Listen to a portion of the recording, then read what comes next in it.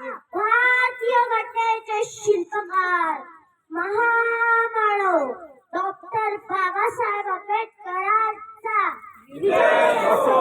सागराचे पाणी कधी हटणार नाही, भीमाची आठवण कधी मिटणार नाही. सागराचे पाणी कधी हटणार नाही, भीमाची आठवण कधी मिटणार नाही. अरे एकच जन्म काय 1000 जन्म घेतले तरी आपल्याकडे त्याच्या मिटणार नाही. नवनचा पराक्रमाला, नवनचा देश प्रेमाला, नवनचा ज्ञान देवतेला, नवनचा महापुरुषाला, नवनच्या अशा आपल्या बाबासाहेबांना आज मी इथे का आले आहे आणि कशा विषयी बोलणार आहे ते तुम्हाला कळालेच असेल. माझा एखादा विषय तुम्हाला कळालेच असेल.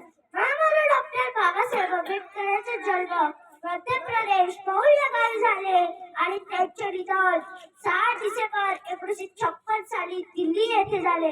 किती पहाड होते की त्यांचा जन्म मध्य प्रदेश पौल या गावी झाले आणि त्यांचे निधन 6 डिसेंबर 1956 साली झाले.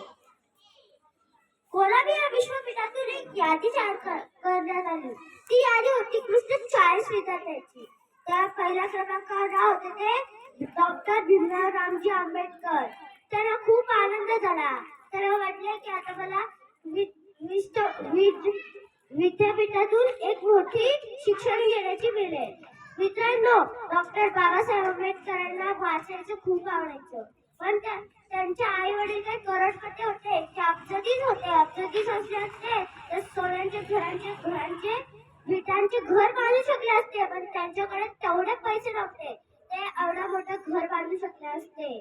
पण एक वेळेस उपाशी राहायचे, पण स्वतःच्या मुलाला पुस्तक आणून द्यायचे.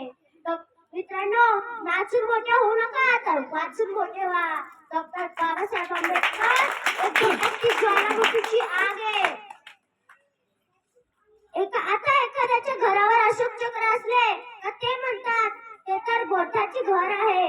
आता एखाद्याच्या फॉर्च्युनरवर अशोक चक्र असले का हे म्हणतात ते तर बोधाची फॅमिली आहे. पण त्या हलकट बेमान लोकांना एवढं सुद्धा कळत नाही का तिरंग्यावर अशोक चक्र आहे तर ते म्हणत का हे बोधाचा देश आहे.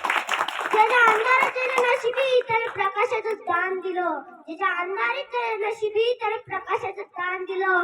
डॉक्टर बाबासाहेब आंबेडकर तुमचे मानावे किती उपकार. तुम्ही या भारताला संविधान दिले.